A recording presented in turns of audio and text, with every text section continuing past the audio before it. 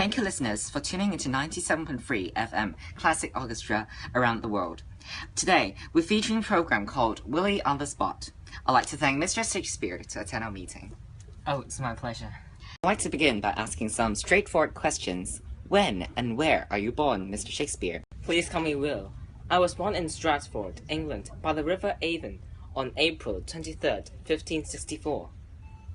Change our venue here, it's a bit boring. On another topic, how did you get started in there? My first job was to hold the horses of men who stopped outside the theatre. Rumors have spread about your acting abilities. Any truth to them? Well, as a talent, I am quite a poor actor. I usually take small roles in my own plays. Fortunately, my abilities as a playwright are much more aspiring and have made me a partner in one of the best theatre companies, the Lord Chamberlain's Men. Well, it is said that you were married at the age of 18 to Anne Hathaway. It is also known that you had 3 children with her. You left them behind in Stratford and moved to London. Care to comment? No, as I said before, I do not wish to discuss my personal life. I would prefer to talk about my work. Very well. Where do you get the ideas for your plays? Some are derived from history and well-known stories. You're often criticized for the lack of originality in your plays because they come from such as well-known stories. Will you explain the purpose of doing this? Since there are so many good stories to work, there's no reason for me to invent new ones. Also, I could count on my audience to be familiar with the subject matter of my plays. Basically, I will take a well-known legend and make them better. For anyone in particular? Yes, I write for myself, and of course, the audience. I must please the audience or I will be out of job. Beyond this, I do not care about it.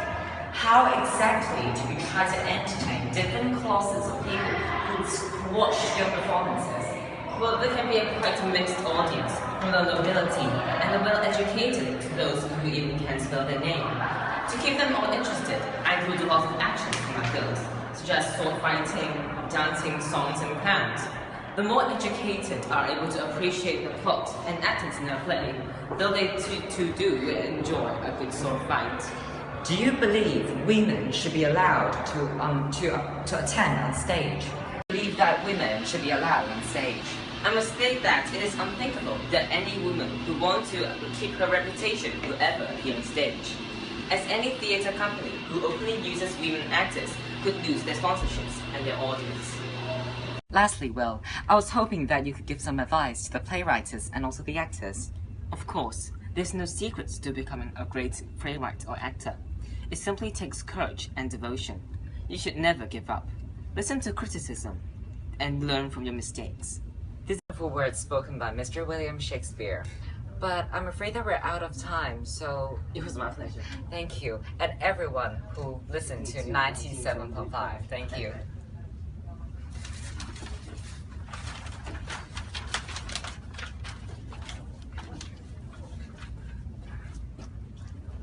Thank you for tuning to 97.5 FM. Thank you, cameraman. You're welcome.